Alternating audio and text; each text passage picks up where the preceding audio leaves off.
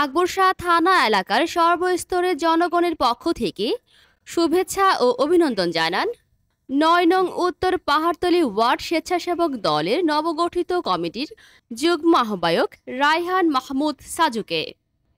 বিস্তারিত দেখুন নাজমুল হক সুমনের তথ্য ও ভিডিও চিত্রে।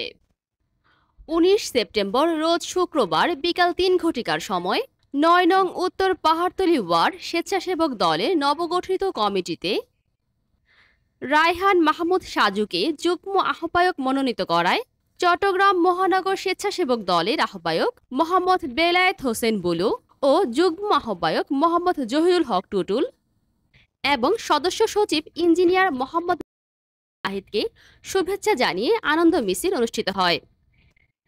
এই আনন্দ মিছিলটি নগরীর আকবর শাহ থানা ট্রাফিক পুলিশ বক্স সংলগ্ন কবরস্থান মোড় থেকে মিছিলে মিছিলে স্লোগানে মুখরিত হয়ে মিছিলটি কৈবল্যধাম একে খান মোড় দিয়ে পুনরায় আকবর শাহ বাজারে এসে শেষ হয়।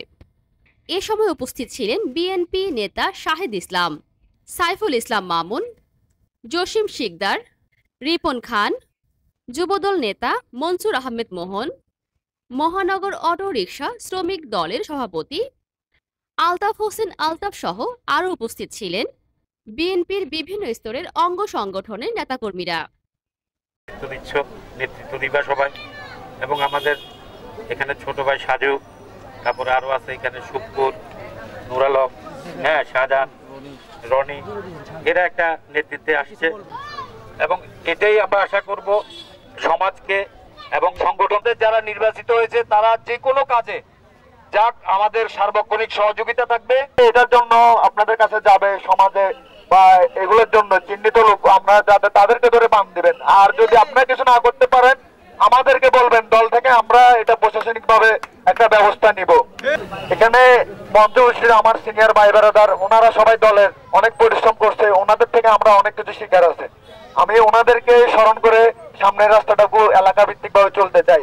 ওনারা সবসময় আমার জন্য দোয়া করবে এবং কি ভালোবাসা দিবে, এই কাম্য করে আমি শেষ করলাম। শহীদ জিয়া ওমর হোক, বেগম খালেদা জিয়া জিন্দাবাদ, তারুণের অহংকার তারেক রহমান জিন্দাবাদ, বাংলাদেশ দীর্ঘজীবী হোক।